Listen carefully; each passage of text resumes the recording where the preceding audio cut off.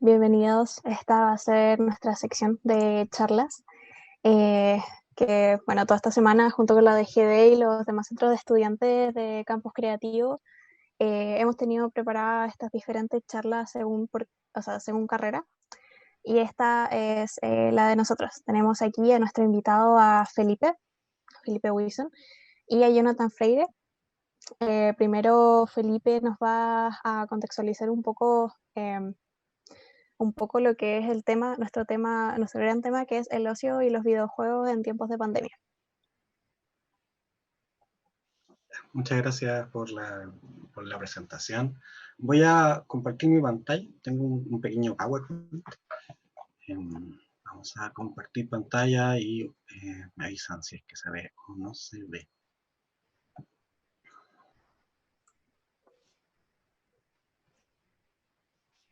Ya. ¿Se está viendo? Si alguien me hace una seña o algo para saber si se está viendo. Sí, se ve. ¿Se ve? Ya, bacán. Sí. Bacán. Sí, yo en un primer momento tenía la impresión de que íbamos a estar todos acá en Zoom y iba a poder hablar directamente con la gente.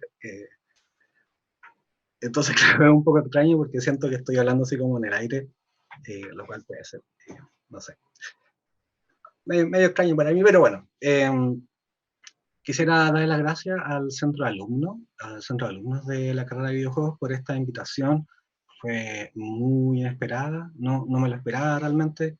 Eh, Probablemente los alumnos de la carrera no me conozcan, soy un profesor nuevo, este es mi primer semestre en la carrera de videojuegos.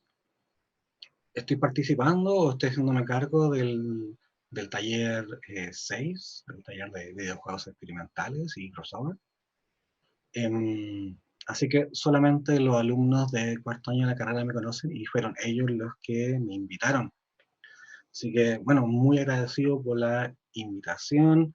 Espero no defraudarlos. Existe siempre una posibilidad de que esto sea un fraude, ¿no? Y que yo sea un fraude y que todo lo que diga sea super kuma.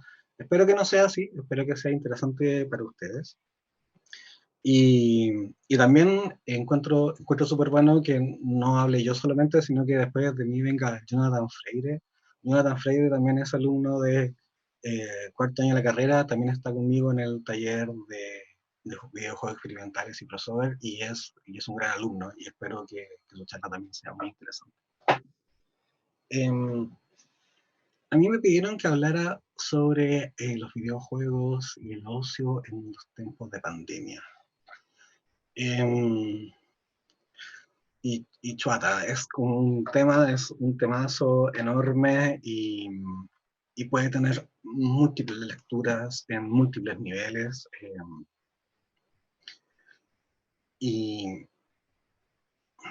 esos niveles pueden ser bastante complejos, ¿no? Bastante complejos. Entonces se podría tomar desde muchos lugares. De hecho, cuando me propusieron hacer una charla sobre este tema, dudé bastante porque sinceramente no sé qué soy yo en particular para decir algo relevante con respecto a los videojuegos y el ocio de los tiempos de pandemia.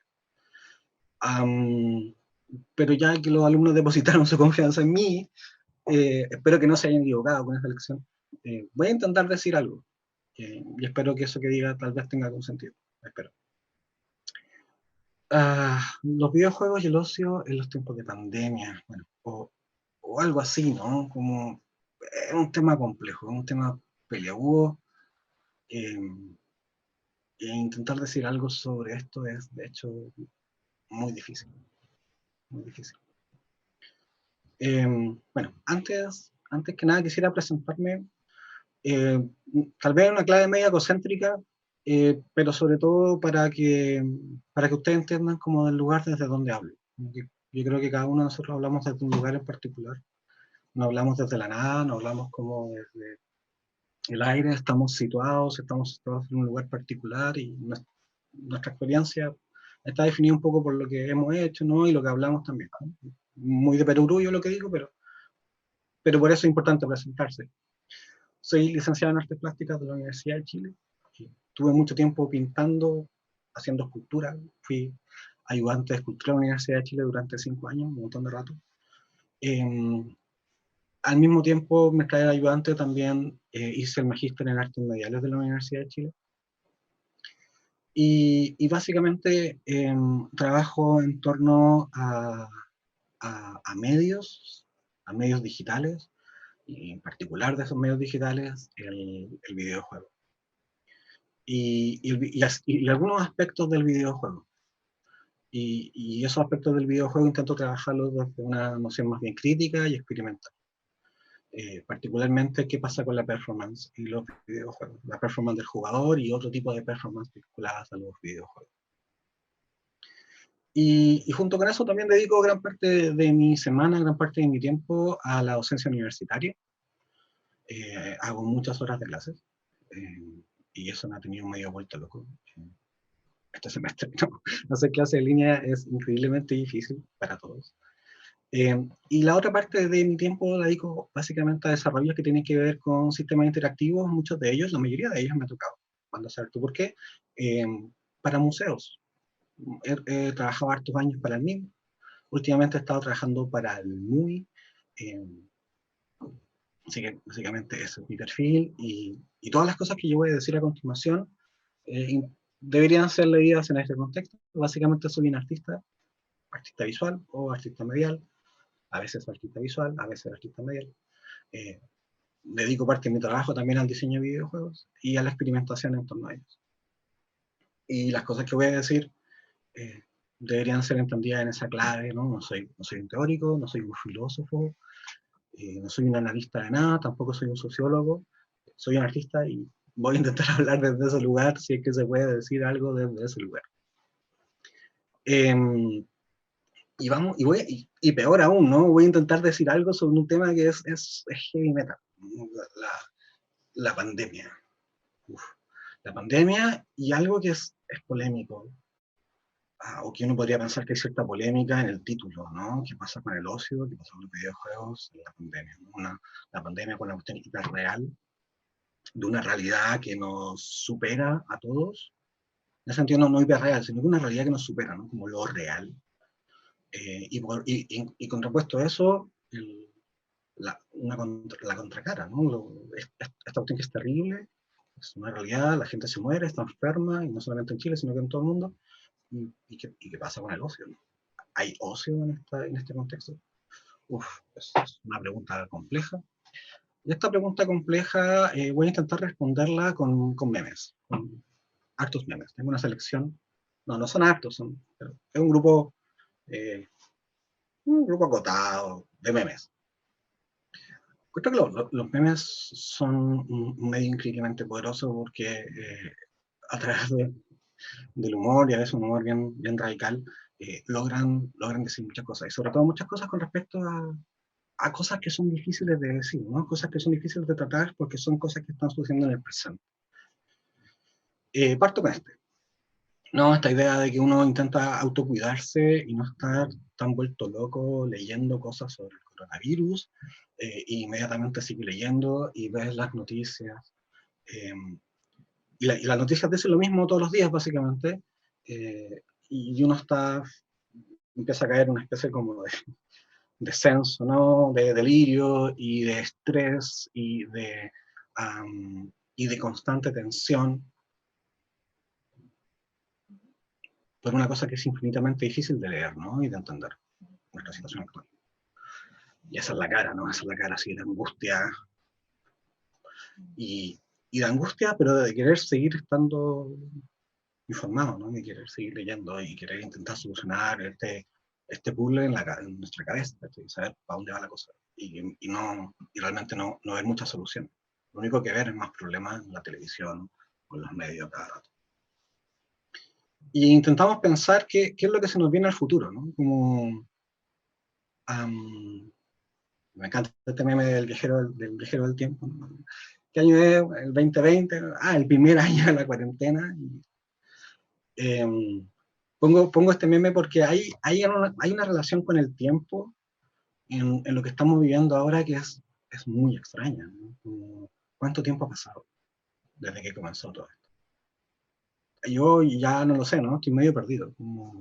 Siento que supuestamente estamos como en el, pasado la mitad del primer semestre, algo así, y yo siento que han pasado varios semestres, ¿no? Como que he tenido cientos y miles de horas de clase y he analizado y tenido que realizar cientos y miles de trabajos, pero en verdad eso no ha sido así. Eh, Hay una especie de compresión del tiempo muy extraña, ¿no? Una especie de articulación, una experiencia particular del tiempo que imagino que los filósofos o los psicólogos podrán decir algo al respecto de eso. Y junto con eso, cierta imposibilidad de poder predecir qué es lo que venga para adelante, ¿no? Y este es un problema para nosotros, pensar la pandemia, y es un problema para todos, ¿no? Es decir, vemos día a día, de alguna manera, como las autoridades son incapaces de predecir qué es lo que va a pasar a continuación, qué es lo que va a pasar en el siguiente capítulo, qué es lo que va a pasar el siguiente día, qué es lo que va a pasar la siguiente semana. Y no solamente en autoridades locales, ¿no? Sino que autoridades en todo el mundo. Parece que todos se quedan cortos. Parece que somos incapaces de decir cualquier cosa con respecto a la pandemia. De decir, de predecir, de pensar. Recuerdo a la primera semana de cuando se estalla todo este tema, la primera semana, debería ser la segunda semana de marzo, si no me equivoco. Estoy absolutamente perdido en el tiempo, ¿no? Pero creo que fue la tercera semana de marzo. Y hablábamos, me tocó hablar con diferentes coordinadores de carrera justamente para empezar a decir, bueno, qué es lo que se va a hacer en esta universidad, en otra universidad, etcétera. Y todos decían, bueno, no te preocupes, sí, vamos a tener 2 semanas de esta cuestión. Y a las 2 semanas hablamos de nuevo y era, bueno, vaya a tener un mes de esto. Y al mes era, bueno, oye, porque parece que va a ser el semestre completo. Y después, hoy día yo ya no estoy seguro de que sea solamente el semestre completo, no sabes tú cuánto tiempo más se puede estirar esto. Entonces, buscamos constantemente querer saber lo que está pasando y no podemos, y es un atado de frustración y depresión, perfectamente. Y tampoco tenemos cero capacidad de poder predecir nada, ¿no? Estamos en una situación inédita que a todos nos supera. Y junto con eso, me encanta este meme porque hay claramente una relación extraña con el tiempo. Y esa relación extraña con el tiempo también se da en este meme, y aquí entro un poco, intento empezar a hacer alusión con ciertas cosas que tienen que ver con el juego. Cuando pasas de estar en cuarentena a estar en cuarentena. Antes decía acá cuaresma, decía ahí cuaresma, yo lo intenté cambiar, lo photoshopeé súper mal, ¿no? Me quedó pésimo. Pero ahora estamos en esa, ¿no? Como que estaba en cuarentena, dejaste de estar en cuarentena, ahora vuelves a estar en cuarentena, y cada semana empieza una nueva cuarentena. Y cada semana se bloquean más, se limitan más a qué cosas puede hacer, qué cosas no puede hacer. Y está en un parkour infinito, ¿no? Estás...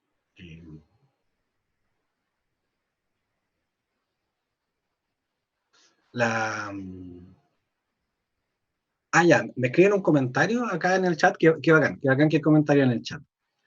Manuel Figueroa dice, la pérdida del sentido del tiempo, las horas podemos contabilizarlo, pero el tiempo que es otra cosa, se diluyó. Muy bueno eso, se diluye. Podemos hablar del tiempo, no es una situación ordinal, ni cardinal. Porque hablar del tiempo no es una situación ordinal ni cardinal. El tiempo, interesante lo que dice, no sé cómo responder a eso, pero definitivamente es muy interesante.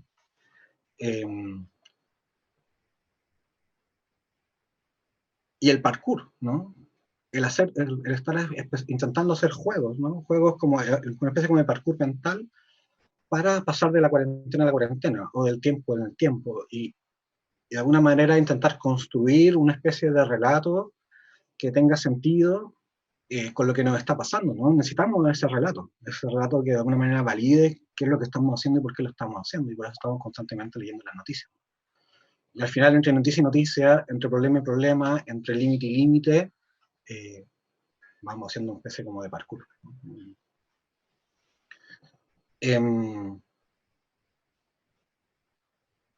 Y luego, nuestro contexto, ¿no? Como nuestro contexto particular entre alumnos y profesores, donde, como dice el Manuel Figueroa, hay una dilución, ¿no? Hay una dilución que es increíblemente potente y radical, que es la disolución del espacio de formación, ¿no?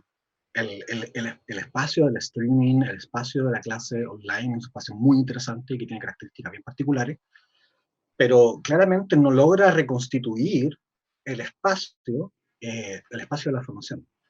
O no lo reconstituye de la misma manera en la cual estamos acostumbrados, lo reconstituye o construye otro espacio, un nuevo espacio. Es un espacio que tiene características muy particulares, como, sí, profe, sí se escucha, ¿no? Es como, a mí me toca hacer clases a las 8:15 de la mañana y estoy seguro que el 90% de mis alumnos está de esta manera, ¿no? Si es que no está en otra forma, tal vez en una forma peor. Pero tal vez peor no es la palabra correcta, ¿no? No quiero hacer un juicio de valor, sino que son las condiciones. Y las condiciones hablan de un espacio, es decir, de un tiempo que se diluye y de un espacio que también se diluye. De repente el espacio de formación es un espacio público-privado y no podemos ver la diferencia entre esa distancia, en ese límite, ¿no? Cuando pasa lo público, cuando está lo privado. Este alumno está en el espacio público de la clase o está en el espacio privado de su cama. ¿Dónde está? Difícil saberlo, ¿no? También es una especie como de disolución de los límites y un nuevo contexto, y un nuevo contexto con nuevas políticas y nuevas formas de organizar qué es lo que pasa dentro de la clase.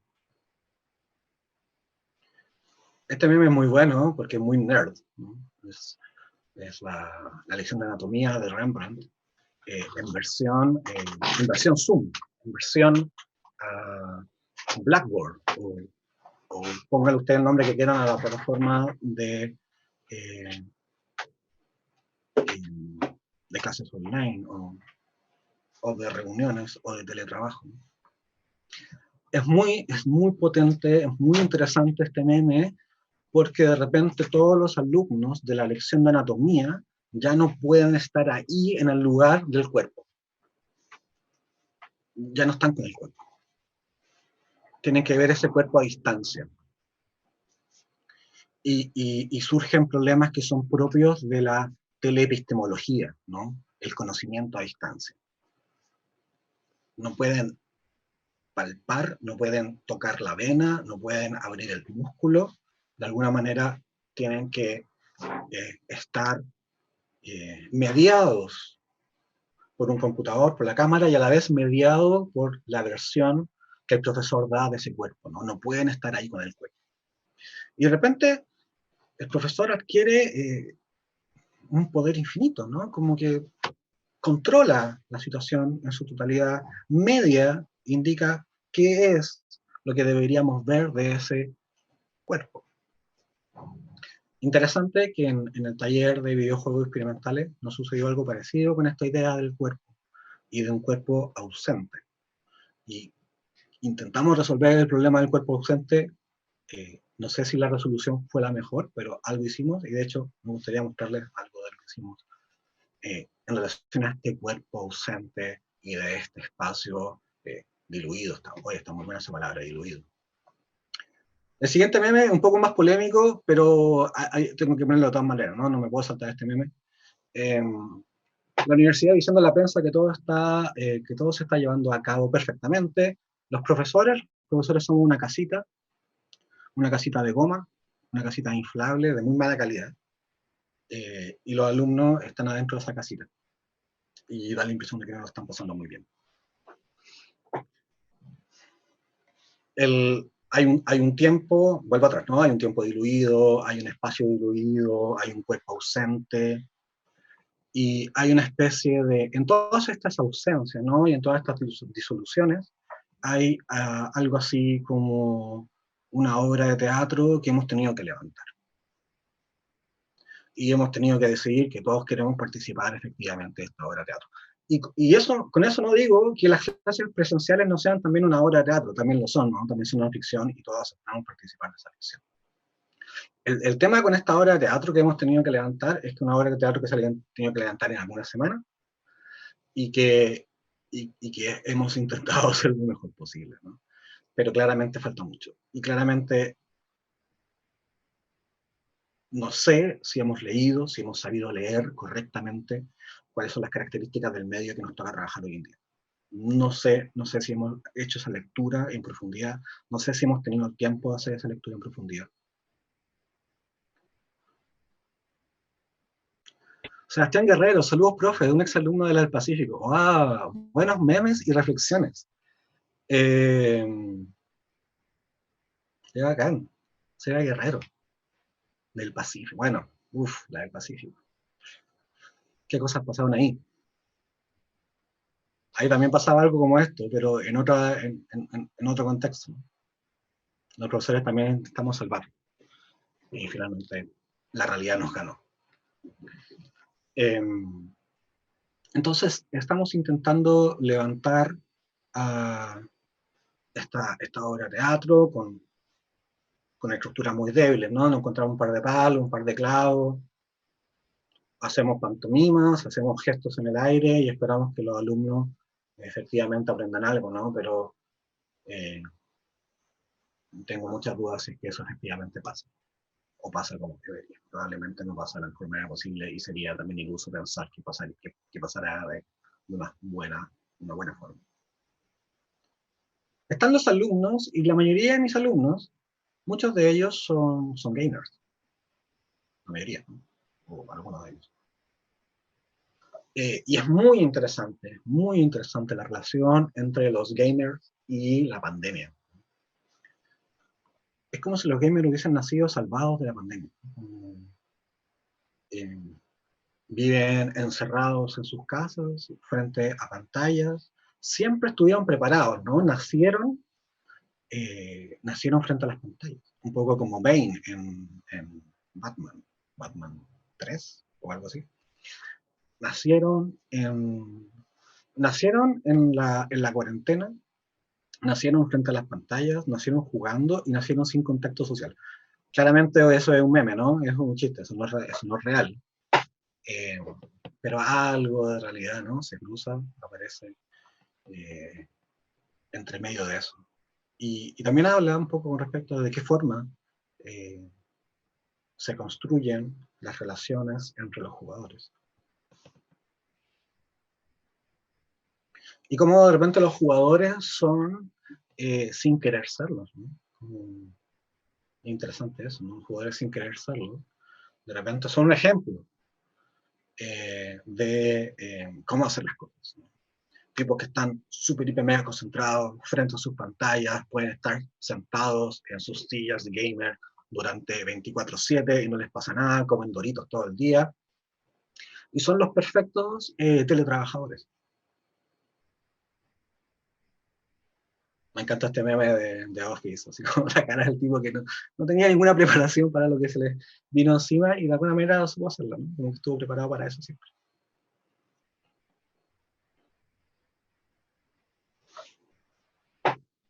El gamer de la familia viendo como el resto no soporta el encierro. No.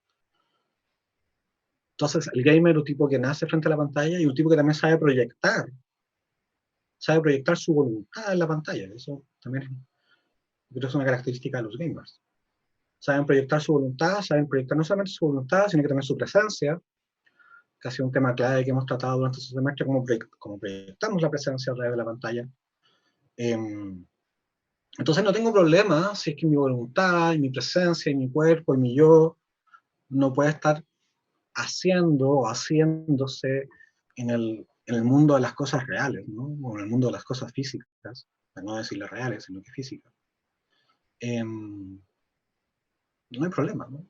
El mundo real se acaba y el mundo virtual soy Dios, y los demás son patéticos, ¿no? O algo así. Como que de repente ahora todo el mundo ha tenido que entrar en lo digital obligatoriamente, ¿no? De repente, y los amos y señores de lo digital, da la impresión de que son los gamers, ¿no? Son los que más tiempo de su vida le han dedicado a un computador. Junto con otras tribus, ¿no? Pero definitivamente los gamers son los que más tiempo llevan, más tiempo le dedican a estar frente a una pantalla. Y este mundo les pertenece, el mundo digital. Otros que no tienen ningún problema en estar en cuarentena infinita son los artistas. ¿Por qué saco colación al artista? Porque yo soy un artista y también soy un gamer, ¿no? También juego mucho. Entonces, los superpoderes del aislamiento y los superpoderes de estar pegado en un computador, en un artista como que se multiplican, ¿no? Al infinito. El artista en aislamiento, el artista en cuarentena, el artista después de la cuarentena. Interesante que el gamer y el artista, por lo menos el artista en este meme, ¿no? Está frente a un soporte bidimensional y está buscando algo en ese soporte bidimensional, igual que el gamer. ¿Qué es lo que buscan? Es muy difícil de saber, ¿no? ¿Cuál es su objetivo? Pero los dos, el, el Agustín Azuelas dice, después vamos a decir que somos veteranos de las guerras corónicas. Homo sapiens Homo sapiens encierrus, maestros del encierro. Y no solamente maestros del encierro, sino que lo que conecta al gamer y al artista es que los dos son maestros, pero son maestros del ocio. Ociosos, maestros, especialistas en el ocio, ¿no? Negadores constantemente del trabajo, ¿no? Aunque los artistas quieran decir o quieran decirle al mundo que son súper trabajadores y pintan y hacen cosas todos los días y eso es su trabajo. Y que los gamers también le quieran convencer al resto del mundo que lo que hacen es una forma válida de vida y también se puede transformar en un trabajo si ellos quisieran así, porque podrían hacer streamer y podrían hacer los próximos PewDiePie y podrían ganar millones y lo que hacen también puede ser un trabajo y tienen que validarlo de esa forma.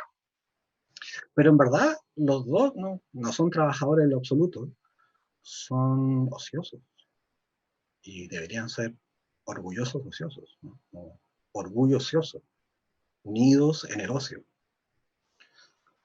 Y hay algo en ese negocio que es interesante, ¿no?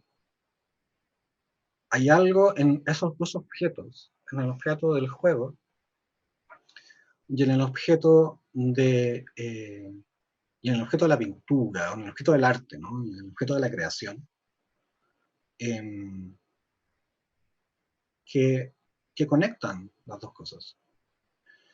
Y me da la impresión que la conexión está en que los dos se están preocupando de algo que es solo para sí.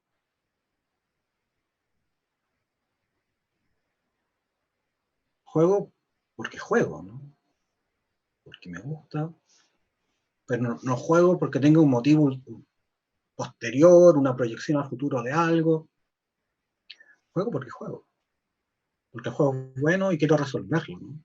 Quiero intentar tratar de resolver lo que el juego me propone. Quiero ser el maestro del juego, pero por el juego, porque quiero jugar. Y el pintor pinta y el artista pinta porque quiere hacer arte. Probablemente los dos tengan algún tipo de proyección al futuro, ¿no? Algún día seré el mejor jugador, algún día seré un gran artista reconocido, pero en la base misma de los dos hay algo que a mí me parece por lo menos curioso, ¿no? Que en los dos casos, los dos, su única preocupación es resolver lo que acontece adentro de lo que están intentando realizar. Nada más importante, solo lo que está adentro. Entender cómo funcionan las lógicas del juego, las mecánicas del juego, el sistema del juego para poder resolverlo, para poder ser mejor. Tal vez para poder hacer un speedrun, o tal vez para poder cheatear. Entender la cabalidad, cuál es el lenguaje del juego, cuáles son las normas, qué es lo que debo hacer, cuáles son las posibles estrategias. El artista también es un obsesivo de entender cuáles son las mecánicas del arte, cuáles son las dinámicas del arte, cuáles son las reglas del arte. ¿Qué es lo que debo hacer tal vez para hacer un speedrun del arte? O cheatear, dentro del arte. ¿Con qué objetivo? Con el objetivo de jugar. Con el objetivo de tratar con aquellas cosas que son propias de aquello con lo que estoy tratando. Es decir, es absolutamente tautológico, ¿no? Juegas porque juegas y haces arte porque haces arte. Eso no quiere decir que un artista no pueda tal vez tener algún otro sentido trascendente, ¿no? O político, pero de todas maneras también esa es una pregunta propia y hacia y desde el arte. Me gustaría, no quiero extenderme mucho más, todavía me quedan algunas cosas por ver, no quiero extenderme mucho más.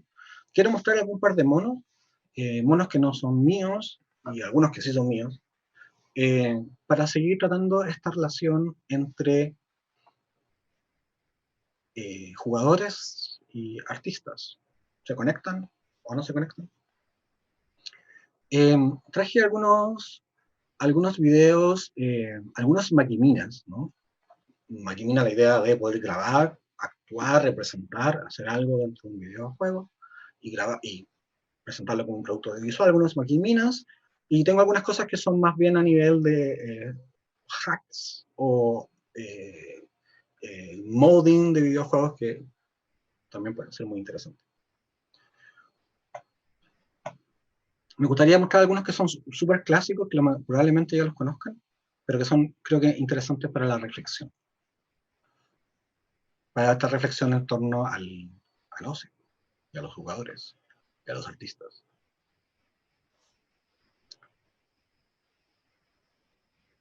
No sé si el audio del video se escucha.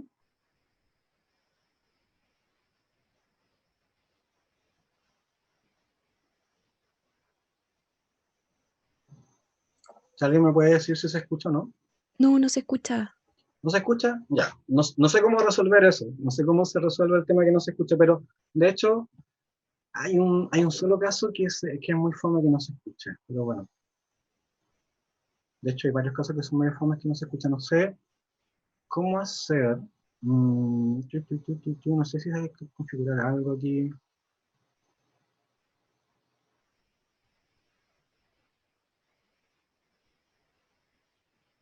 No sé. Bueno. Lo que les quiero mostrar al comienzo son casos bien interesantes que tienen que ver con la idea de el ocio, definitivamente, de jugadores jugando, pero de que, ¿qué pasa cuando los jugadores deciden no usar el juego como el diseño original hubiese esperado que se jugara? ¿Qué pasa cuando mi ocio es tan denso, ¿no? Y está tan obsesionado con ese objeto, ¿no? Ese objeto de interés, de placer? Estoy tan obsesionado con él que descubro nuevas posibilidades que de hecho no son parte, entre comillas, ¿no? De aquello que hacemos con el juego. Este es un ejemplo muy clásico, yo creo que a esta altura es un ejemplo canónico.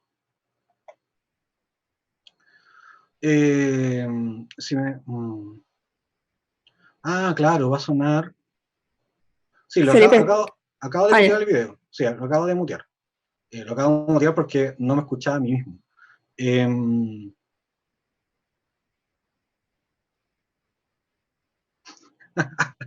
Agustina Sola dice que, profe, yo había nacido cuando... Sí, es un video muy viejo. Es definitivamente un video muy, muy viejo.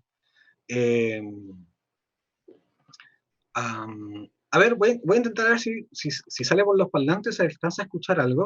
Este video, en verdad, el audio de este video no es muy relevante, así que por mientras da lo mismo. Después intentamos a ver si sale por los parlantes. Entonces, esto de hecho es muy, muy viejo, pero es muy interesante y es la idea del surfer, ¿no? Hacer surfear en Counter-Strike. Este creo que es el primer Counter-Strike 1.16, creo que se llama. Quien no juega Counter-Strike, no lo sé. Pero sí lo que sé es que la experiencia de los jugadores experimentando con el juego y en su obsesión por jugar y por crear nuevos mapas, descubrieron que había una mecánica o una consecuencia de una mecánica, una dinámica, eh, que produce una especie de fenómeno físico en torno al movimiento del jugador frente a ciertas superficies inclinadas. Y eso les permitió a los modders, a los creadores de mapas, poder hacer carreras en Counter-Strike. ¿Por qué hacer una carrera en Counter-Strike? Porque estás obsesionado con Counter-Strike. Y estás buscando nuevas, no sé, no quiero decir nuevas salidas, ni nuevas opciones, pero estás buscando algo, ¿no? Tu opción te lleva a algo.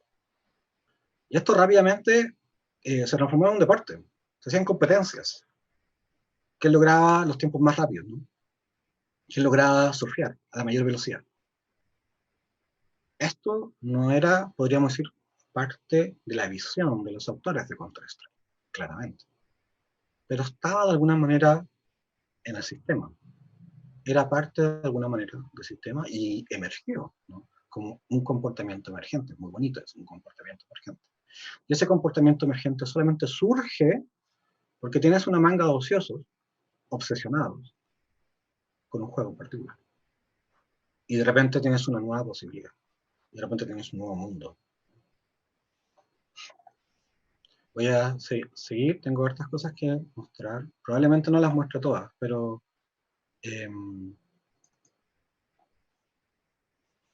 esto tampoco requiere mucho sonido. Están haciendo Agustina Solas. Profe, ¿usted ubica los Wasp de Doom o los Room Hacks?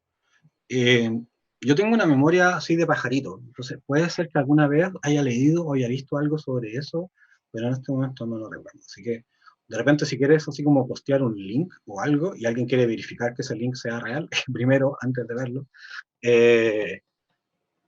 podríamos, ¿no? Ahora, probablemente, yo voy a mostrar como 3 ejemplos de cosas diferentes, y se van a ir millones de ejemplos, y tal vez cosas mucho más interesantes. Ejemplos hay millones. El Mile también es un ejemplo de eso. Mile 20XX. No estoy seguro qué es eso de lo que me están hablando. Mile 20XX. ¿Alguien me podría dar una pista?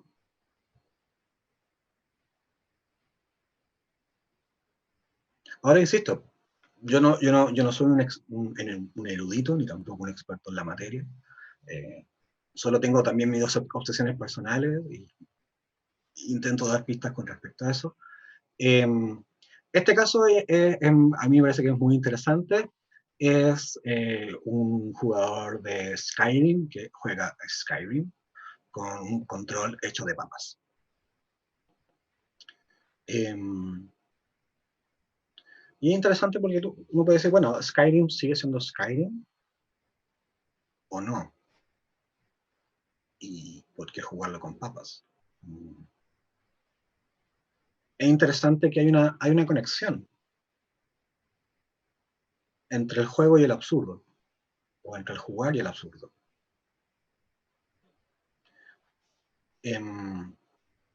Y esa relación, yo creo que se nos olvida constantemente, y de repente la industria, o parte de la industria hace que se nos olvide, de que de niños nuestros juegos eran juegos muy absurdos, ¿no? Hacíamos cosas bien ridículas. Y esa parte del absurdo, esa parte es como ese círculo, el círculo mágico, ¿no? Lo que ocurre dentro del juego, permite que haya una especie como de suspensión de la obligatoriedad de la realidad, ¿no? De la obligatoriedad de las reglas que dominan en la realidad, y de repente podemos hacer cosas absurdas. Y hay una conexión también ahí entre las prácticas artísticas y las prácticas de los jugadores. ¿Hay más comentarios? Voy a pausar un poco el video para poder concentrarme. Modo competitivo de Super Smash Bros. Melee. Juega Dark Souls con el mando de Guitar Hero. Jugar Dark Souls con el mando de Guitar Hero, sí. Jugar Super Mario World con una flauta y los ojos vendados. Sí, de hecho hay una página web, ustedes la pueden buscar ahí, hay una página web que solamente trata con respecto a este tipo de usos en los videojuegos que son absolutamente delirantes, ¿no? Como juego Dark Souls con la guitarra, juego Mario con una flauta, en este caso juego Skyrim con unas papas. Es posible que la modificación del input modifique la experiencia del juego. A mí la respuesta me parece bien obvia, yo creo que sí. El juego es otro juego, es otra cosa. Y de repente por ahí el jugador, en su obsesión ociosa, es capaz de modificar eso que se le presenta como una realidad inmutable, que es el juego. Tomás dice, hablando de obsesión de los jugadores con un juego en específico, algo muy gracioso ha ocurrido con el juego Doom, el original, el cual ha sido porteado por fans a diferentes dispositivos, desde calculadoras e impresoras, hasta incluso otros juegos, o bueno, no un juego dentro de un juego. El caso del Doom es particularmente interesante y de repente muestra la obsesión y la obsesión del jugador. Y la pregunta es, ¿hacia dónde nos lleva esa obsesión? Y en ese sentido, de nuevo, no quiero hacer un juicio de valor. Eh, a mí, personalmente, me parece que esa obsesión nos lleva a pensar sobre qué es un juego y cuáles son sus límites. Jugar Doom, yo creo que una vez lo vi, claro, acá dice calculadora e impresora, yo lo vi en una cámara fotográfica de estas antiguas, estas cámaras compactas antiguas, Canon, que también corren un software y de hecho tienen un procesador y lograron meter Doom dentro de la cámara fotográfica. Entonces, bueno, claramente estamos hablando de otra cosa, ¿no? Cuando jugamos Doom dentro de una cámara fotográfica. Y cuando me refiero a otra cosa, me refiero al sentido. Eh, está este caso muy interesante, es un caso un poco más radical, diría yo, un poco más intencionado. Es el caso de esta artista que se me va el nombre, mi francés es pésimo, no sabría cómo pronunciar su apellido. Ahí está, por si lo quieren anotar. Ella juega Counter-Strike de nuevo y controla algunas características del juego con su lápiz labial.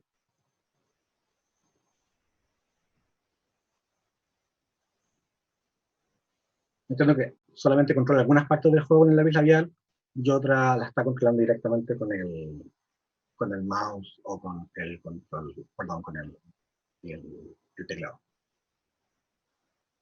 Entonces sí.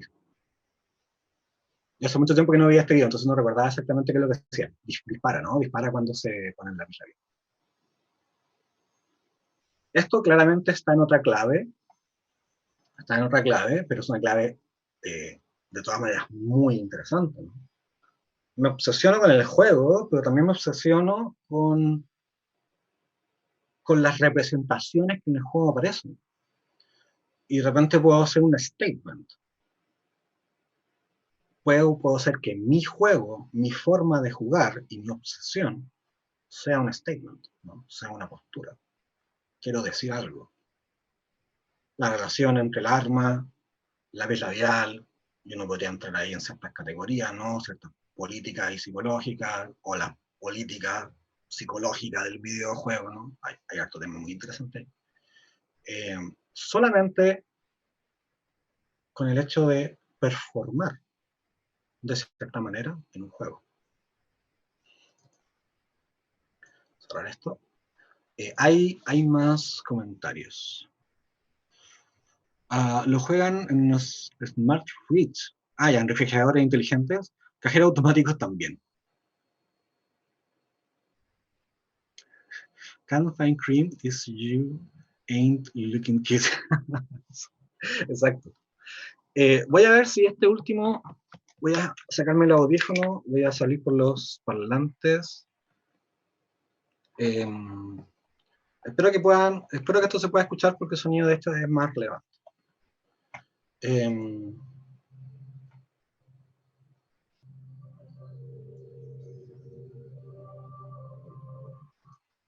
Este es un Makimina de un equipo de Destiny. Voy a adelantarlo un poco porque es muy largo.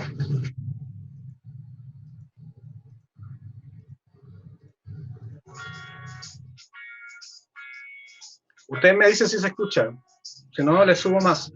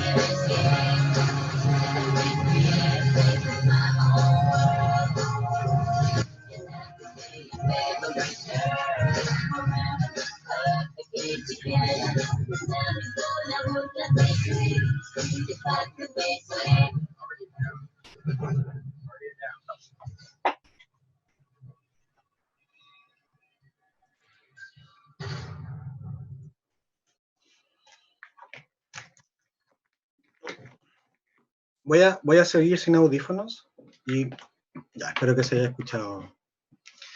Un Magimina, que a esta altura son tipo de operaciones bastante clásicas, ¿no? Dentro de las comunidades de gamers, ¿no? Como este, hay cientos de ejemplos. Este ejemplo me parece bastante particular porque hay una producción muy interesante y cómo ellos interpretan la canción, etcétera, y cómo usan ciertas mecánicas y ciertos sistemas dentro del juego. Pero claramente el scope del juego probablemente nunca haya sido este, ¿no? Hay un uso en la obsesión, en el juego, que de repente nos presenta el juego como otra cosa. Y de repente el juego y el jugador, o el jugador jugando el juego, se vuelven actores que son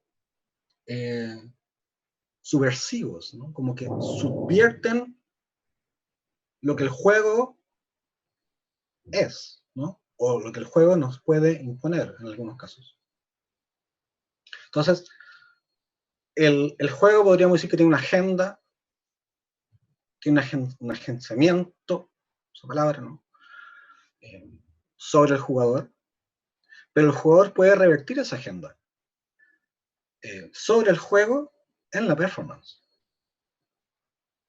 Pero eso se subvierte, creo yo, en la obsesión, en el estar sumidos, ¿no? El estar absolutamente sumergidos en el objeto de interés. Y de nuevo, eso que conecta al jugador y al artista es la obsesión con mirar hacia adentro, hacia un problema en sí, y de repente no preocuparse de nada más. Y cuando se preocupan de ese problema en sí, pueden aparecer cosas de eso que son absolutamente inesperadas y de alguna manera hablan, dicen, nos muestran que los juegos pueden ser otra cosa o son otra cosa, o por lo menos nos muestran cuáles son los límites de lo jugable.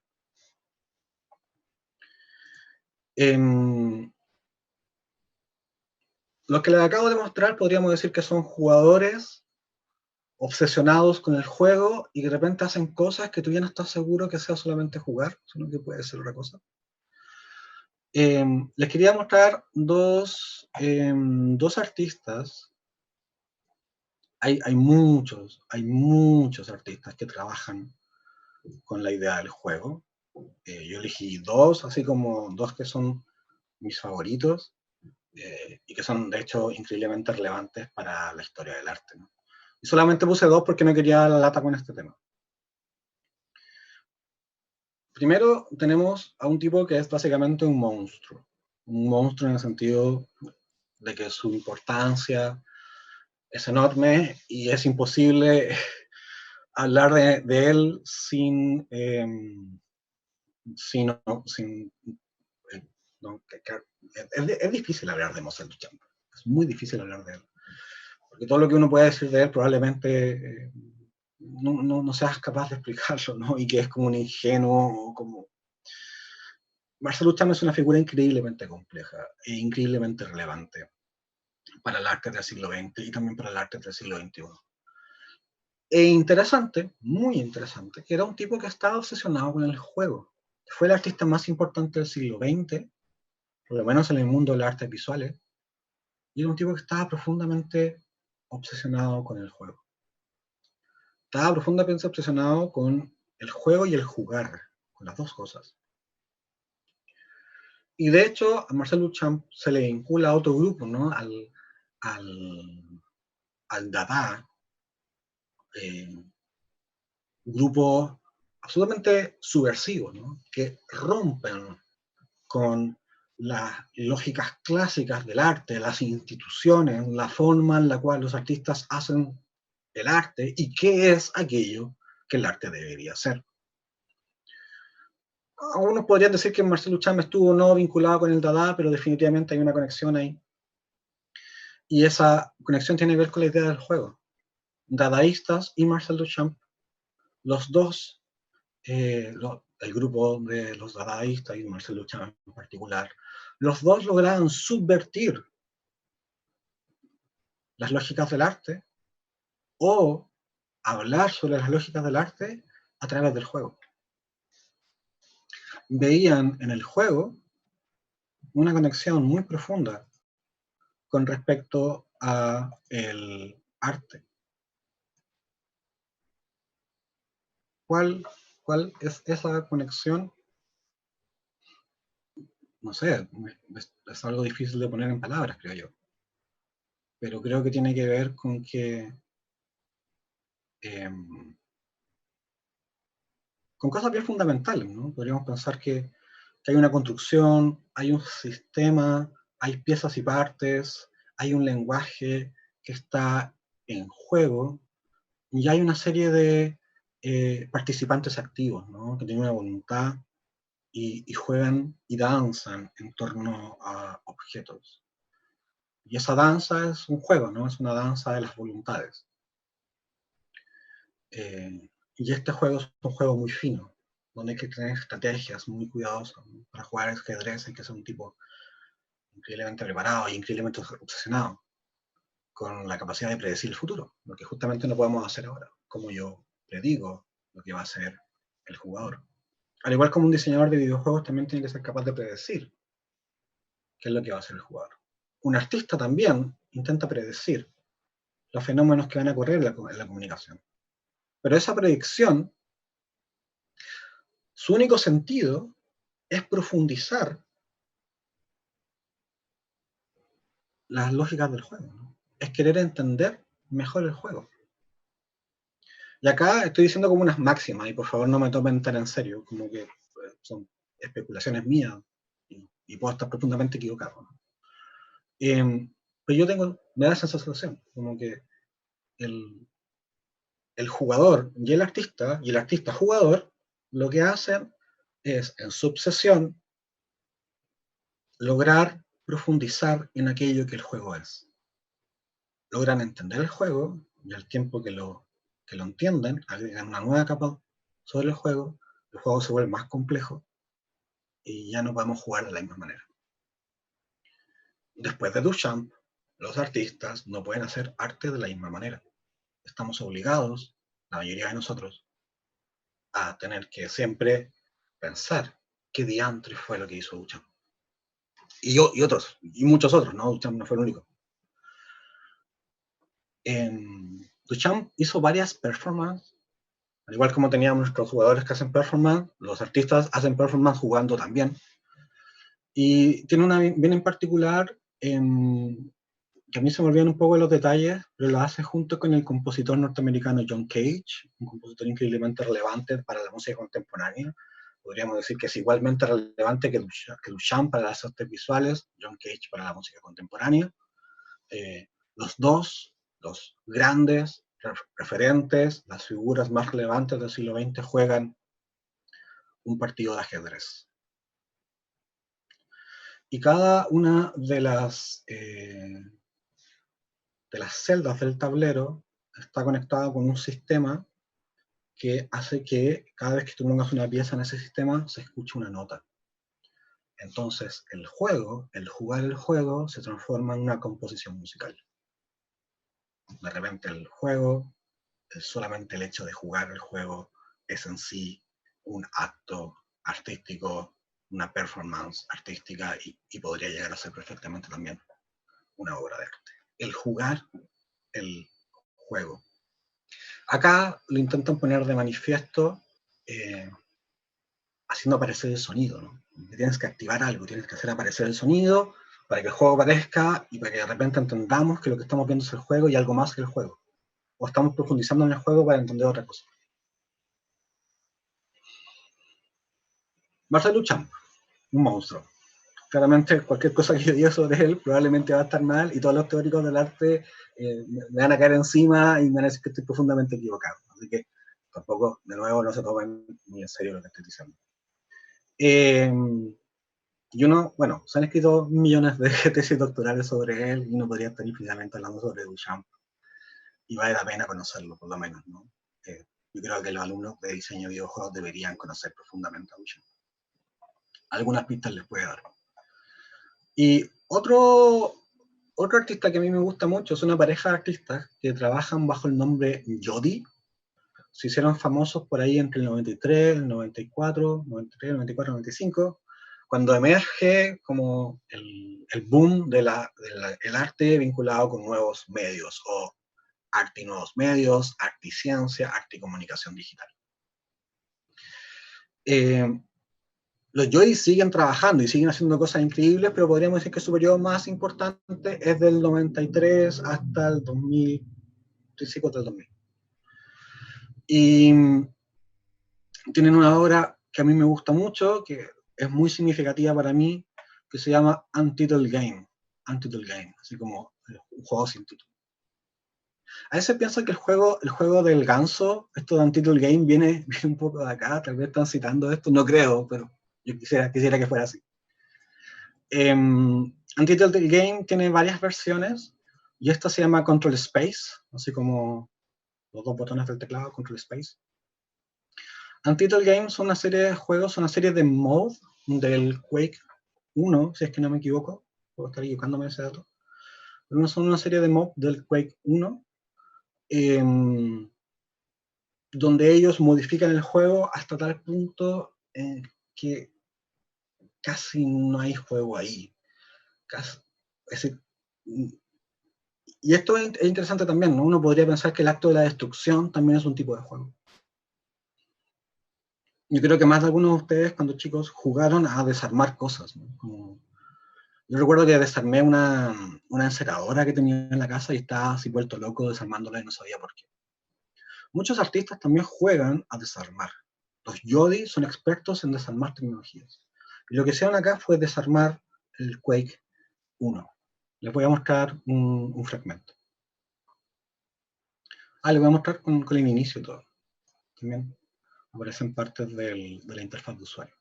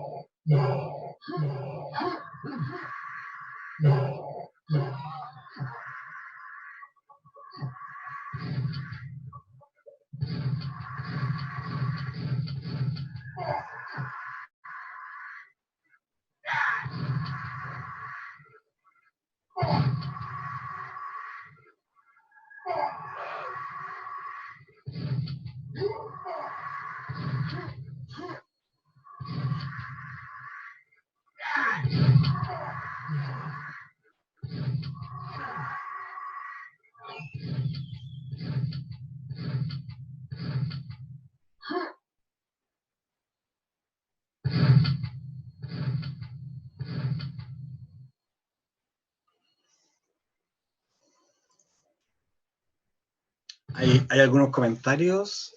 El Tomás Vicente Méndez dice: me encanta desarmar cosas, a mi mamá no le encanta que le hiciera. Probablemente no. Yo no sé qué pensarán los autores del Quake de estas operaciones que realizan la gente de Yodi. Yo creo que les debe gustar de alguna manera, ¿no? Es como, también es una especie de tributo, si uno quiere, ¿no? En el desarmar. Un objeto te obsesiona tanto que quieres saber de qué está hecho, ¿no? Y en ese saber qué está hecho, por ahí dicen, lo bugueo, ¿no? Lo eché a perder. Y de repente al echarlo a perder también emerge algo, ¿no? Emerge una posibilidad, emerge una nueva forma de entender qué es ese objeto que tanto me obsesiona. Interesante en este caso que, claro, todos los elementos visuales tienden a desaparecer y queda esto que es más bien una especie como de animación cinética, abstracta, media setentera, uno podría pensar, pero quedan absolutamente presentes los sonidos originales del juego. No sé si las alcanzan a escuchar, pues están los disparos, están los monstruos. Entonces, no es una destrucción absoluta, que no es que hayas hecho desaparecer el juego. Por ahí también hay un respeto, ¿no? Hay un respeto al objeto que te obsesiona. Entonces, claro, empezando a indagar, empezando a cavar, hasta llegar al bedrock y ver lo que hay ahí en el bedrock. Tal vez echaste a perder el juego y en esa echada a perder aparecieron otras cosas. Sebastián Saavedra, bueno, Sebastián Saavedra dijo que era un shader bugueado. Claro, sí, un shader bugueado. ¿Hay algún valor en un shader bugueado? Probablemente sí. Patricio Miranda dice: cuando compré la tarjeta gráfica por Witch, está bugueado el hardware.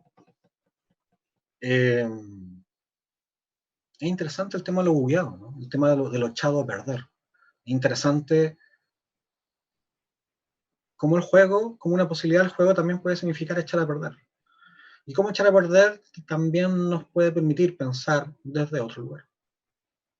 ¿O no? Yo tenía una pregunta, Felipe. Dígame, Andy.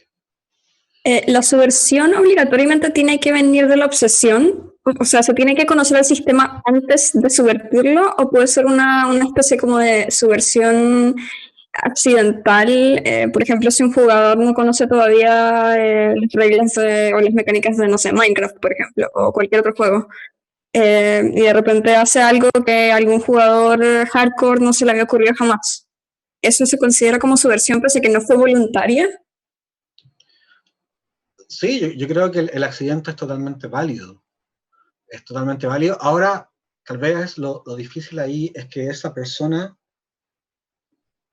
ese jugador, se dé cuenta efectivamente que lo que está haciendo es una posibilidad nueva y que no existía, ¿no? Como, o que haya encontrado algo, que haya subvertido algo, ¿no? Como que si no tengo conciencia con respecto a las lógicas del sistema, ¿cómo sé realmente que de repente lo subvertí? Ahora, ahora definitivamente uno podría llegar a una clave también más política y decir, bueno, vamos a subvertir la estructura, y eso también está súper bien. En mi caso, yo lo que pienso que son los casos más interesantes es cuando la subversión es resultado de esta obsesión, que no necesariamente es una obsesión como enciclopedista, ¿no? No es como de querer saber y entenderlo todo a su perfección, sino que simplemente está obsesionado y está buscando modos de poder tratar correctamente con esa obsesión. Y de ahí aparecen cosas, ¿no? Y esa obsesión, o eso puede resultar de un accidente, al igual que un experimento científico, puede llegar a una solución de un accidente, o puede resultar de una operación increíblemente calculada, como la que vemos acá del Yodi, ¿no?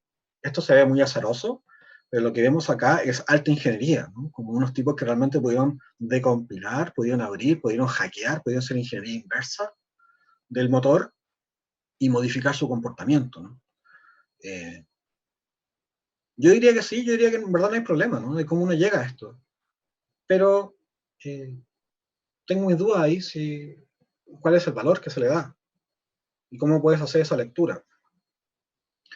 Ahora puede ser que finalmente otros hagan esa lectura y eso también está bien. Finalmente nosotros estamos haciendo lectura de una serie de objetos, culturales, y puede ser que los autores originales hayan tenido cualquier otra interpretación con respecto a lo que hicieron y les dé lo mismo, ¿no? Y nosotros estemos pelando el cable, y está bien también. Ahora, de nuevo, claro, a veces cuando hablo tengo la mala costumbre como de hablar como en máximas y decir esto es así.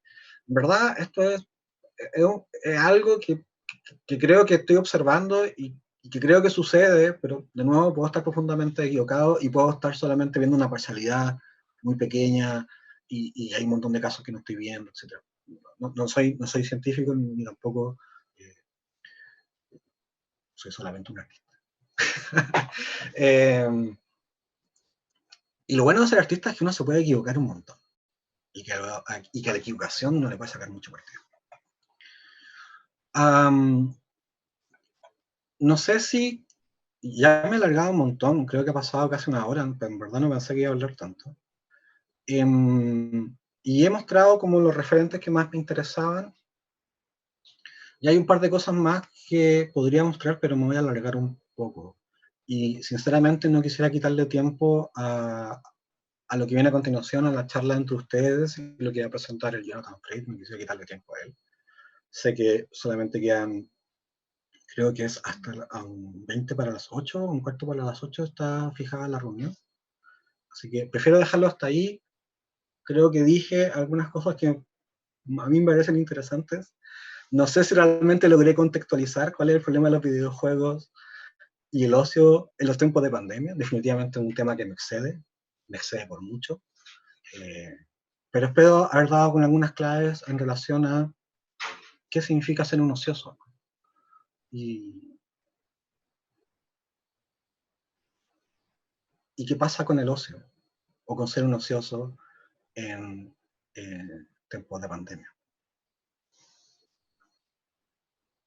Entonces acá me dicen que si quiero concluir, bacán. Sí, yo creo que ya es suficiente de escucharme hablar por una hora, encuentro que está bien, no es necesario seguir dando más. Espero que les haya parecido interesante, espero que de alguna de las cosas medio absurdas que dije hayan podido hacer algún tipo de reflexión, y si no sucedió, está bien también, no hay ningún problema. Así que con este meme de un gamer mirándonos hacia abajo y diciéndonos que somos unos patéticos, termino mi presentación. Muchas gracias a todos y nuevamente muchas gracias al Centro de Alumnos por haberme invitado. Muchas gracias. Muchas gracias a ti, Felipe. De verdad, estuvo muy buena la charla y fue muy interesante, de hecho, sobre todo como lo que puede hacer el ocio. Me pareció súper interesante lo de las papas, jugar Skyrim con las papas, así que estoy muy feliz por haber visto eso, por saber que existía. Y aparte agradecerte mucho porque de verdad fue muy bacán. Y qué bueno que hayas tenido el tiempo y todo. Y bueno, te quería dejar invitado para que siguieras aquí en la conversación, para que siguiéramos con nuestro próximo bloque, que es sobre cultura y videojuegos, donde Jonathan Freire va a presentar su ponencia sobre League of Legends y la lucha por el progreso. Jonathan, te doy la palabra. Hola. Aló, aló, aló. Profe, no sé si sigue ahí. Me gustaría, si es que es posible, déjame acomodar la cámara. Hola. Estoy un poco full. Me gustaría, profe, si es posible, más que una una exposición, porque la verdad es que ya lo planteé, ya lo tengo como exposición, pero me gustaría llevarlo un poco más allá y hacer una conversación. Me gustaría ir explicando eh, que para este trabajo en el que participé en tercer año, teníamos que elegir un juego y un tema que consideramos interesante dentro de lo cultural. Yo quise hablar sobre esto que es el poder, que es la relación de amo y esclavo que habla Hegel, y la mezclé con el LOL. ¿Por qué el LOL? Pues una ridiculez, pero es primero un juego en el que tengo bastante más... Uy, se me desconecta esto. Que tengo mayor conocimiento, sé de cómo funciona. Voy a compartir, de hecho, el PPT que tenía. Aquí, que es cómo funciona el LOL. Tendríamos que empezar. LOL consiste en este mapa, que son 3 caminos, y cada equipo, conformado de 5 jugadores, parte en una esquina opuesta, y el objetivo, a grosso modo, es llegar al otro lado y destruir su base. Eh, Primero, para entender un poco Hegel, me pareció interesante el utilizar lo que es, perdón, estoy divagando mucho. El individuo consiste en, tenemos a este sujeto tiene una percepción, tiene una conciencia que es él, que percibe a sí mismo y a su entorno, pero el entorno no existe si no es percibido. Para que algo exista, ha de deber de ser percibido. El ejemplo típico que se pone es la mesa. Una mesa no existe, solamente es un objeto en el entorno que está ahí en algún lugar, pero en el momento en el que tú lo nombras como una mesa, entonces es cuando empieza a existir. Eh, te- te- Al objeto nosotros lo tomamos, lo manipulamos cuando deseamos algo del objeto. Cuando bebemos agua, cuando tenemos hambre, comemos carne. Son cosas que existen porque las pensamos y disponemos de ellas a través de nuestras necesidades y nuestros deseos. Eso Hegel lo llama la apetencia. En la diapositiva que tengo aquí es el sujeto, quien desea algo al entrar al jugar. Cuando uno entra a jugar es porque algo quiere. Quiere jugar, quiere divertirse, qué sé yo. Y dispone de un objeto, el personaje. Y a mí me parece muy interesante esto porque como jugadores dotamos de vida a los personajes. Nosotros los vemos, los apreciamos, vemos características propias de los personajes y nos entendemos como un individuo. Entonces sentir empatía con un personaje que existe, pero nosotros lo identificamos y le damos vida. Hegel le llama dar vida, pero es darles de existencia. Nosotros disponemos de este personaje. Lo mueve una voluntad, eh, cambia igual que el sujeto. Claro, nosotros a través de los objetos disponemos del mundo, entendemos el mundo. Nosotros no somos conscientes de las cosas que hay al otro lado de una habitación hasta que nosotros vamos a esa habitación. Lo que hay en nuestra habitación existe para nosotros porque las percibimos. Entonces, nuestro personaje, que es del que disponemos en el juego, nos sirve para entender el mundo del juego, para entender el mapa, cómo funciona y cómo movernos a través de él. Y esta es, como a resumidas cuentas, el cómo funciona la mecánica del juego y cómo a través de los personajes nosotros nos percibimos. Luego explico la lucha del poder. Eh, el problema, el conflicto que escribí aquí, es que no estamos solos. No, nosotros en este mapa somos 5 contra 5. Somos sujetos, entidades, y nos enfrentamos a otros sujetos con otras identidades y conciencias propias. Y por estar acostumbrados a disponer de las cosas como si fueran objetos, intentamos disponer del otro, del sujeto, perdón, del otro sujeto, como disponemos de los objetos. Pero no podemos obligar a nadie a hacer algo. Tú no puedes decirle a alguien, al equipo enemigo, ríndete, ya déjanos ganar. El equipo enemigo es quien decide si rendirse o no, porque son conscientes de sí mismos. Entonces genera esta lucha, este conflicto, en el que uno quiere ser reconocido y el otro quiere también ser reconocido, pero ninguno está dispuesto a reconocer al otro.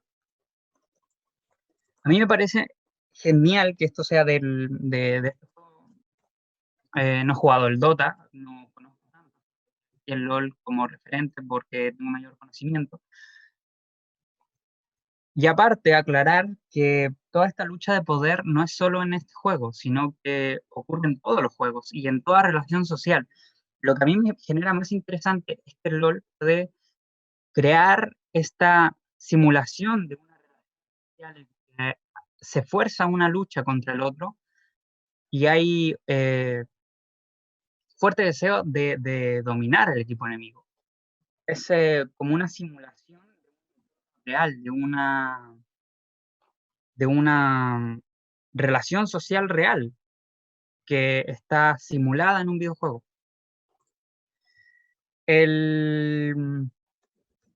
Claro, en el espacio, los momentos de teamfight, por ejemplo, son un momento en el que uno debe tomar decisiones, en las que uno debe afrontar consecuencias y pensar qué hará el otro. A mí esto me resulta, eh, a ver, me pierdo un poco, me distraigo. El jugador no solamente reconoce a los objetos, sino que a través de ellos se reconoce a sí mismo. Porque para tomar un objeto y beber, por ejemplo, tengo sed, tomo un vaso de agua y bebo. Reconozco el objeto, pero también me recibo a mí mismo como usador de ese objeto. El problema es ese, que según, por ejemplo, Schopenhauer, que habla sobre este ciclo que es pendular, uno va hacia el tengo hambre, necesito saciar mi deseo, sacio el deseo, pero ahora no tengo nada y queda un vacío, y vas al otro péndulo que es el hastío, como le llama él. Esto genera dolor, genera sufrimiento. La vida consiste en eso, en desear. Cuando tú deseas algo, dispones de él, bebes y te reconoces. Perdón, te conoces. Pero eso no es suficiente. No es suficiente solamente conocerte a ti mismo, sino que busques que el otro te reconozca. Una entidad como tú, que es el jugador, o conocido por el otro jugador. Y lo que yo creo que resulta aún más interesante es que como jugador no solamente compites contra el enemigo, sino que son otras 5 personas que están en tu equipo y que también están, aunque luchando hacia el mismo lado, a la misma dirección, están en conflicto contigo, porque cada uno es una conciencia única, sola. Eh, Cada uno es un otro. Y tú no dispones de ellos cuando, a los que más o menos conocen del juego, cuando un compañero de línea no rota hacia otra línea y no te ayuda, te quejas por el chat, gritas, te enojas, pero tú no controlas eso, no controlas al otro, pero quieres controlarlo porque tu percepción de los juegos es que está tu personaje que controlas y otros 4 a los que estás intentando manipular pero no puedes. Entonces esta relación social de amo y esclavo, de lucha de un poder, es no solo contra el enemigo, sino que contra tu propio equipo. Y la última diapositiva que tengo,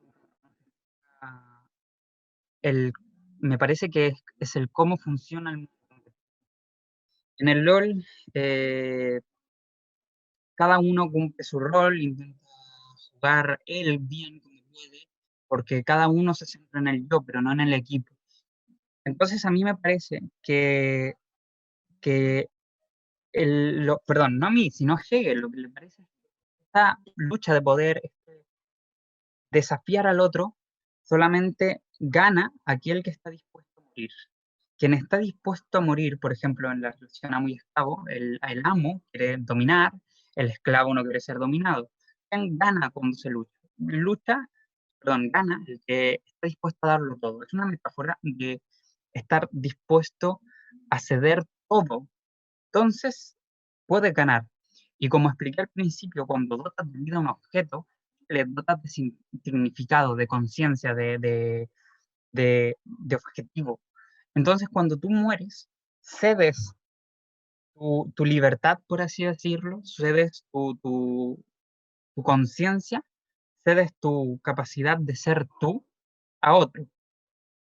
Pero entonces el otro no está satisfecho, aunque gane, aunque vaya a carrear, no está satisfecho porque ahora es reconocido por alguien que no vale nada, ahora es reconocido por un esclavo. Lo que digo es que quien tiene más chances de estar dispuesto a cederlo todo es el esclavo, porque él lo único que quiere es ser libre. El esclavo no busca controlar al otro. El esclavo ha sido controlado, sabe lo que significa controlar y busca su libertad, busca dejar de ser un esclavo. Y a mí me parece que la forma en la que esto se refleja en el LoL es que cada jugador, viendo cómo funcionan las partidas, deja de intentar doblegar al otro y comienza a centrarse en sí mismo.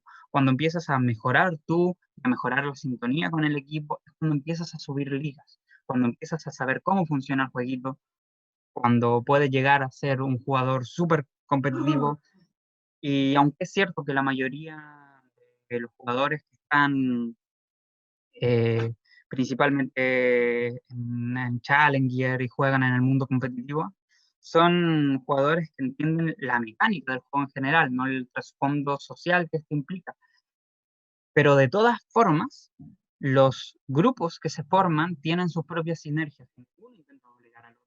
A mí me parece que esa es la lucha para el progreso, como explica entre comillas el tipo, que es el asumir como esta lucha que hay constante entre cada uno de los jugadores, entender que es un otro, darle el beneficio de la conciencia, el reconocerlos y ser reconocidos para poder llegar a un culmine que es la victoria. Al final el equipo que gana es el equipo que juega con mayor coordinación, que no fedea, que entiende cómo funciona el juego, que soy emotivo, terminan realmente cediendo, entre comillas, esa libertad con tal de conseguir un fin mayor, porque ellos están dispuestos a morir, por así decirlo, por el fin último, que es la victoria. Y yo creo que el lograr eso, lograr que este mundo competitivo sea más para el público abierto, que todos logren el, el poder ser reconocidos, es mucho más significante que al final del jueguito te salga un cartel de victoria o derrota. Esto más o menos es, a grosso modo, el cómo utilicé el juego del LOL con la dialéctica del amo y el esclavo, que no es mucho más complicado que eso.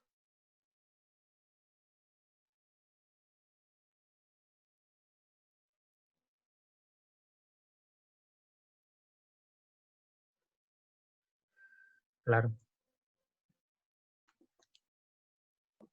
¿Aló se escucha? Ah, ya. Sí, vale, súper interesante esta relación de amo y esclavo, porque esto también se da en otros tipos de juego, por ejemplo, BioShock, en Sí, donde, sí, en donde tú eres el personaje esclavo y no te das cuenta hasta el final, y tenés todo como para ver que eres el esclavo, pero no te das cuenta.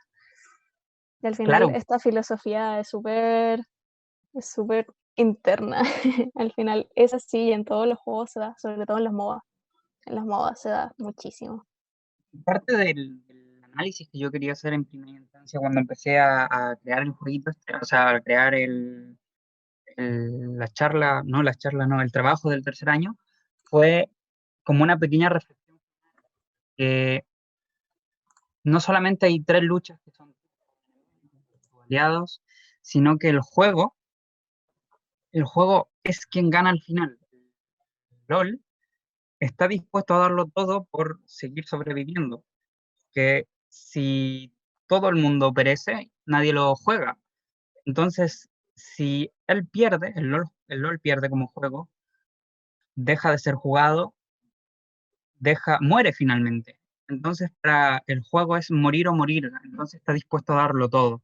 Me, pare- me parece que es como que fuerza esta relación de lucha, porque se disfraza en la pelea para que los jugadores crean que están luchando contra sí mismo, cuando es contra la máquina contra quien juega. Porque a pesar de que la máquina no es una entidad, genera dinero, genera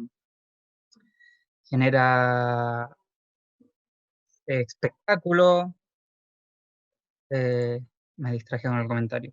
Entonces, el juego, el juego es quien gana porque está dispuesto a ceder todo de sí hasta la muerte con tal de no morir, que es un poco irónico disfrazándose. Claro, claro, al final es eso. Al final lo que hace es tratarte a ti como el vencedor y solamente te hace hacer cosas que en realidad no son para utilizarte poco menos. Pero eso ya es un tema como de compañías enteras, porque todos la hacen de la misma forma. Y lo que tú decías, se puede extrapolar a cualquier juego, porque Hegel, por ejemplo, en su tiempo, él solamente tenía, no sé, lo más grande como la imprenta, no estoy seguro de la época. Entonces era como el mayor medio de comunicación que tenían. Pero en este punto, la tecnología ha... Ay, se me corta el video. La tecnología ha tenido un rol de entidad. Ahora nosotros percibimos la tecnología significado. Entonces, esta misma tecnología, aunque movida por la compañía, es, eh, es otro sujeto el que busca ser reconocido, el que puede doblegarnos a la situación de amo-esclavo. Escuchamos. Claro, y Y al final lo facilita claro, claro, claro. un montón. Agustín dice que también viene del aspecto económico al juego. Y claro, Claro, porque el juego, aunque es una entidad, o sea, como una... Porque si pierdes, pierdes ánimo y hay una probabilidad que puedas dedicar menos tiempo al juego. Viene el hecho de que ganar aumenta la ganancia de seguir jugando en sí. Claro, claro, porque la empresa, extrapolando como a una especie de gráfico, está la empresa que genera el juego, que gana a través del juego, pero el juego necesita ganar para la empresa, porque si no, ya no sirve el mantener el juego en pie, no es, es un juego online que no se vende el primer día de lanzamiento y ya está, sino que más tiempo ha llevado yo ni vigente, casi 15 años creo, no estoy seguro. se te hizo. Entonces, Sí, el aspecto, la empresa, el juego, perdón, gana para la empresa, y si no gana para la empresa, muere.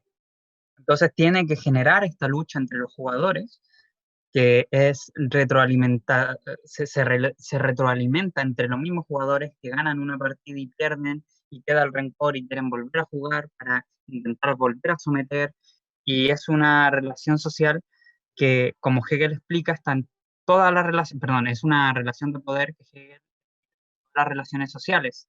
Pero hoy en día el juego, la computadora, la tecnología, puede formar parte de esta relación social aunque sea un objeto. Entonces en los juegos que solamente hay un solo jugador, se ve también porque es la máquina contra la cámara no se intenta te cayó. doblegar a la máquina, al final la máquina cede, porque si no cede muere. Claro, ya ni se te acaba de apagar la cámara. Ay, se me está fallando el PC. Felipe, ¿tienes alguna opinión al respecto? Nos gustaría escuchar tu opinión a través de todo lo que ha dicho Jonathan. Bien, bien impresionante la presentación de Jonathan. un análisis bastante profundo.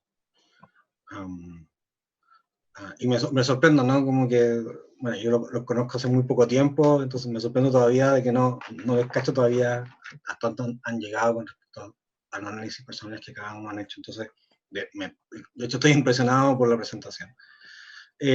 Mi lectura de Hegel y de Schopenhauer, creo que era el otro referente, fueron hace mucho tiempo atrás y sinceramente recuerdo muy poco de Hegel. Pero claramente el problema de la dialéctica, o la dialéctica del poder, está presente en los juegos. En Homo Ludens, Huizinga trata ese problema en profundidad, ¿no? Como el problema, cómo todo puede ser un juego y también cómo hay una relación, o cómo se activan las relaciones de poder dentro de un juego, o cómo en la sociedad estructuramos el mundo en torno al juego. Sí, sinceramente me cuesta decir algo más de lo que dijo Jonathan porque creo que fue bastante sesudo y bastante completo. Hay algo por ahí que dijo que me pareció muy interesante y que entiendo que era una cita a Hegel, esta idea de que cuando el jugador hace uso del objeto juego, no solamente reconoce al objeto, sino que también se reconoce a sí mismo haciendo uso del objeto. Y eso es una característica, podríamos decir, de todos los objetos, pero en el videojuego es particularmente interesante porque, de nuevo, se genera un diálogo, y yo como que voy a citar en mi presentación, un diálogo que es un poco lo que Marcel Duchamp intenta decir con el ajedrez, ¿no? Como que en este juego de reconocer y ser reconocido, y de reconocerse a uno mismo, hay una especie de estrategia y hay una especie de articulación de piezas y partes que es muy compleja y que el juego permite que nosotros podamos tratar, tal vez no con el peso, no digo que no haya que tratar los juegos con el peso, pero tal vez con menos peso que las relaciones de poder que tenemos en ámbitos como por ejemplo la política o en el ámbito laboral o en el ámbito institucional, ¿no? El juego permite que esas relaciones de poder, de hecho, podamos leerlas como objetos de lenguaje y poder reconocer nuestras propias relaciones de poder como objetos de lenguaje también. Y cuando me refiero a objetos de lenguaje, como algo que tú puedes reconocer y puedes leer su sintaxis, ¿no? Y puedes leer su estructura. Y definitivamente este juego dialéctico está en los juegos, ¿no? Como que el choque de opuestos es claramente una forma clásica dentro de los juegos, ¿no? Yo creo que no es la única, ¿no? Yo creo que hay juegos que no tienen directamente que ver con la dialéctica del poder. Tal vez tienen que ver con otras formas de poder, no necesariamente la dialéctica. Pero sí quisiera recalcar esto que dice el Jonathan y que cita ahí, que pone esta idea del reconocerse, que encuentro que es clave, ¿no? Sí, la cosa es que Hegel tiene estos dos conceptos que son conocer y reconocer. Entonces, cuando tú tienes sed, por ejemplo, quieres agua, tengo mi jugo, pero este jugo antes de que yo tuviera sed no existía para mí. Entonces, cuando lo tomo, me conozco a través del jugo porque deseo algo del jugo. Entonces, conozco el jugo y me conozco a mí mismo a través de él. Pero no puedes reconocerte a ti mismo, sino que dependes de otra conciencia que te reconozca. Claro, sí. Eso a mí me parece, sinceramente lo digo, no sé si logro entender absolutamente qué significa esa cuestión, pero definitivamente me parece que hay algo ahí muy relevante, en particular con respecto al fenómeno de los videojuegos. ¿Hay algunos comentarios, parece? Y aquí están hablando un poco más de la comunidad, que sobre Agustina Solas dice: la comunidad es un efecto del estándar puesto de la empresa. Y Lucas Sánchez había dicho que si no se toman en cuenta que muchos están dejando el juego por la comunidad, incluyéndolo. Claro, porque es como una reacción un poco, la toxicidad de la comunidad, me parece a mí, que es esa lucha. Cada jugador que va y te insulta en el chat está desahogándose, está enfurecido y iracundo porque quiere dominar al otro. quiere dominar a un propio compañero de equipo, a un enemigo, y no lo logra porque su otro compañero no le da importancia. Porque Hegel lo que hablaba era de dotar vida. Tú te conoces a ti mismo, pero cuando eres reconocido, te dotan a ti de vida. Otra conciencia que es como tú, te dota de vida. Entonces estos jugadores lo que quieren es ser reconocidos por otro jugador que es como él, un aliado y que es consciente. Pero cuando es ignorado, es que el otro jugador no le interesa esa lucha, no le interesa el conocer o ser reconocido. Él es indiferente a ello. Y eso es estar dispuesto a morir, porque está indiferente a que el otro jugador le reconozca y le dé otra de vida. Esa es como la lucha que hay de amo y esclavo. El amo es el tipo que se enoja, que quiere dominar, y el esclavo es el que ya no le interesa la lucha. Entonces está en potencia ser libre. Es quien entiende, quien fue esclavo, entiende qué es lo que significa. Entonces estas personas que se enojan y gritan y tú lo ignoras, son quienes forman parte o buscan esa lucha. Finalmente, la lucha es necesaria para entender que lo mejor o lo más sano, entre comillas, es el reconocer y ser reconocido a la vez. Es no solamente querer ser reconocido, sino estar dispuesto a reconocer.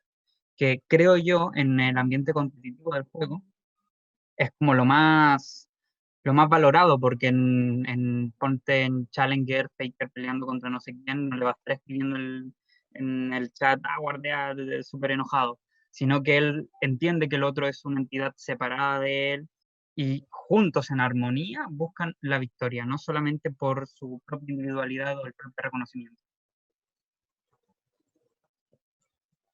Claro, Claro, porque quieres rebajar al otro, quieres ponerte por encima del otro para ser reconocido y ser más que el otro, una conciencia como ti mismo.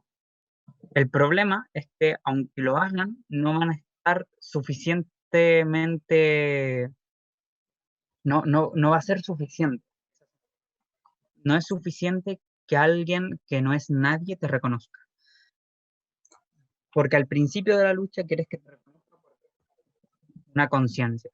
Pero luego, cuando eres amo y él solo un esclavo, te es indiferente, te es insatisfactorio. Y Schopenhauer explica eso de la vida cíclica, que uno quiere algo porque lo necesita, lo desea, lo consigue, pero ya que lo tiene, le es indiferente y se vuelve hastío. Y el hastío es este vacío, esta sensación como de depresión, entre comillas.